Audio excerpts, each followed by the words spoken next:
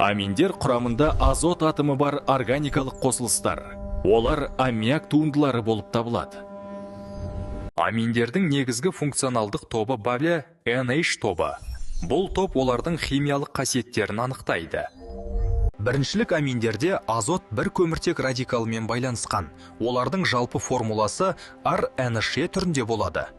Екіншілік аминдерде азот екі радикалмен байланысқан. Олардың жалпы формуласы RTCNH. Үшінші реттік аминдер азот арқылы үш радикалмен байланысқан. Олардың жалпы формуласы RTN. Аминдер біріншілік, екіншілік және үшіншілік болып жіктеледі. Бұл жіктелу радикалдар санына байланысты анықталады. Мысалы, CH3NH2 метиламин деп аталады. Ал C2H5NH2 этиламин болып табылады. Аминдер медицинада, бояуларда және биологияда кең қолданылады.